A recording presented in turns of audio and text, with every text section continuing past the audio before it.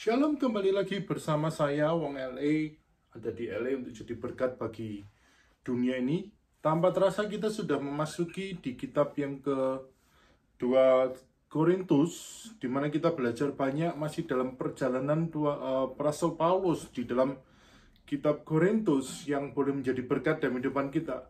Saya mengencourage terus membaca program Alkitab setiap hari untuk kita bisa diperlengkapi dari kitab ini, dan kita akan mendapati sesuatu yang besar terjadi dalam kehidupan kita, sehingga kita bisa tahu apa yang harus kita lakukan dalam kita membaca kitab 2 Korintus ini.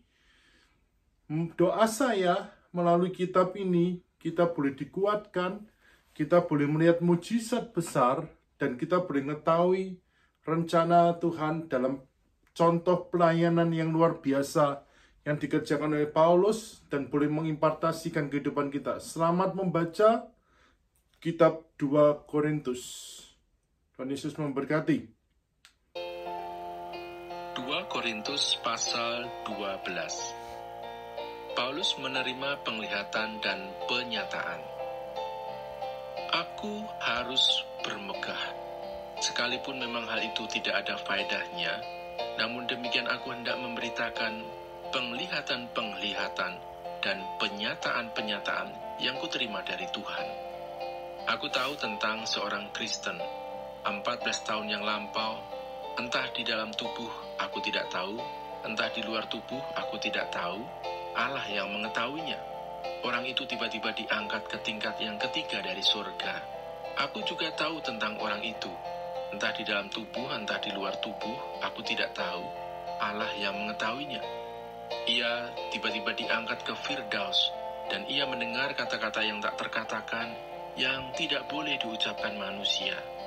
Atas orang itu aku hendak bermegah, tetapi atas diriku sendiri aku tidak akan bermegah, selain atas kelemahan-kelemahanku. Sebab sekiranya aku hendak bermegah juga, aku bukan orang bodoh lagi, karena aku mengatakan kebenaran. Tetapi aku menahan diriku, supaya jangan ada orang yang menghitungkan kepadaku lebih daripada yang mereka lihat padaku, atau yang mereka dengar daripadaku. Dan supaya aku jangan meninggikan diri karena penyataan-penyataan yang luar biasa itu, maka aku diberi suatu duri di dalam dagingku, yaitu seorang utusan iblis untuk menggocoh aku, supaya aku jangan meninggikan diri. Tentang hal itu aku sudah 3 kali berseru kepada Tuhan, supaya utusan iblis itu mundur daripadaku. Tetapi jawab Tuhan kepadaku, cukuplah kasih karuniaku bagimu, sebab justru dalam kelemahanlah kuasaku menjadi sempurna. Sebab itu terlebih suka aku bermegah atas kelemahanku, supaya kuasa Kristus turun menaungi aku. Karena itu aku senang dan rela di dalam kelemahan, di dalam siksaan, di dalam kesukaran, di dalam penganiayaan dan kesesakan oleh karena Kristus. Sebab jika aku lemah, maka aku kuat. Kekhawatiran Paulus. Sungguh aku telah menjadi bodoh, tetapi kamu yang memaksa aku. Sebenarnya aku harus kamu puji, karena meskipun aku tidak berarti sedikit pun, namun di dalam segala hal, aku tidak kalah terhadap rasul-rasul yang luar biasa itu. Segala sesuatu yang membuktikan bahwa aku adalah seorang rasul telah dilakukan di tengah-tengah kamu dengan segala kesabaran, oleh tanda-tanda, mujizat-mujizat dan kuasa-kuasa.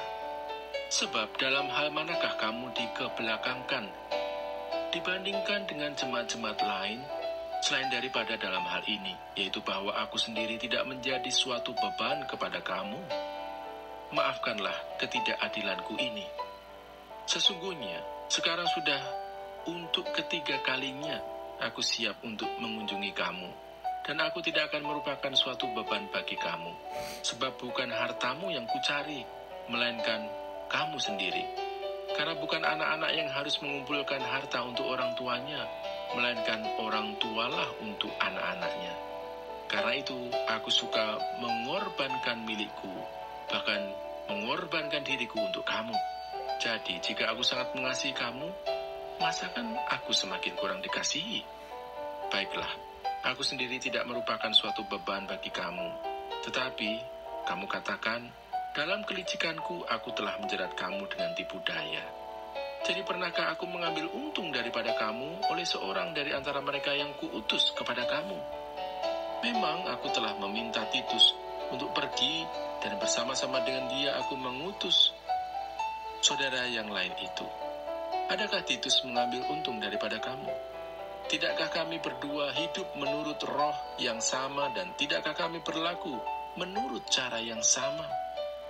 Sudah lama agaknya kamu menyangka bahwa kami hendak membela diri di depan kamu.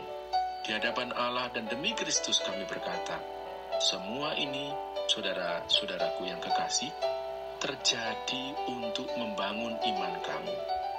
Sebab aku khawatir bahwa apabila aku datang, aku mendapati kamu tidak seperti yang kuinginkan, dan kamu mendapati aku tidak seperti yang kamu inginkan.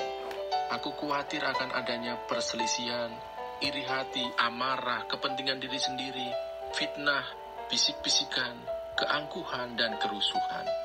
Aku khawatir bahwa apabila aku datang lagi, Allahku akan merendahkan aku di depan kamu, dan bahwa aku akan berduka cita terhadap banyak orang yang di masa yang lampau berbuat dosa, dan belum lagi bertobat dari kecemaran, percabulan, dan ketidaksopanan yang mereka lakukan.